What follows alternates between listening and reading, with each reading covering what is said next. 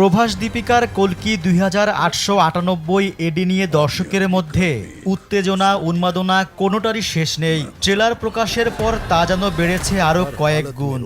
सुबह सुबह ये लड़ाई झगड़ा क्यों बचे?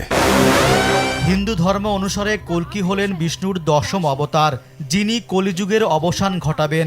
এই পুরাণ অবলম্বনে সিনেমাটি নির্মাণ করেছেন নাগ অশ্বিন। তবে এতে থাকছে বিজ্ঞানের ছোঁয়া। প্রকাশিত ট্রেলারে সেটারই প্রমাণ মিলল। इस दुनिया में बस एक ही साइड होती है, खुद की साइड। যতটুকু জানা যায়, ছবির সময়কাল 2898 সাল। ওই সময়টাকে কলিযুগের শুরু হিসেবে ধরা হয়েছে। কাহিনী সাজানো হয়েছে কাশী শহরকে কেন্দ্র করে, যেখানে শুধুমাত্র ইয়াস্কিনের রাজত্ব। সেই রাজত্বে হানা দেন বিষ্ণুর অবতার ভৈরব। সুতরাং বোঝাই যাচ্ছে ভবিষ্যৎ পৃথিবীর গল্প বলবে এই ছবি। ছবিতে প্রভাসের চরিত্রের নাম ভৈরব। তিনি 6000 বছর ধরে লুকিয়েছিলেন। পিছিয়ে পড়া জাতিকে শোষণ শাসনের হাত থেকে রক্ষা করতে দুষ্টের দমনে হাজির হন। সবশেষ বাহুবলী ছবিতে প্রভাস ম্যাজিক দেখিয়েছিলেন। পরে সেভাবে নিজের নামের প্রতি সুবিচার করতে পারেননি। তাই এই ছবি ঘিরে তার প্রত্যাশা আকাশচুম্বী।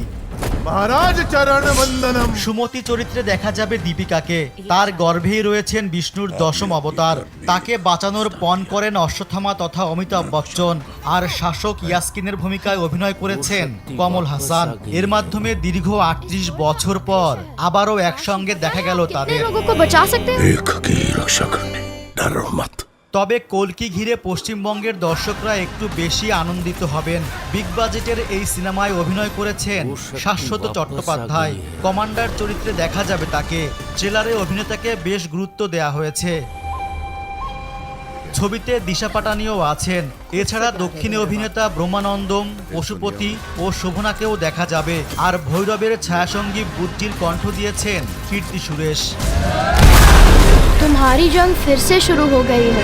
ভারতীয় গণমাধ্যমগুলো জানাচ্ছে কল্কি নির্মাণে ব্যয় হয়েছে 600 কোটি রুপি, যা বাংলাদেশি মুদ্রায় 840 কোটি টাকারও বেশি। সিনেমাটি বানিয়ে আবেগের স্রোতে ভাসছেন নাগ অশ্বিন, কারণ এর মাধ্যমে তার স্বপ্ন পূরণ হয়েছে। আগামী 27 জুন মুক্তি পাবে এটি।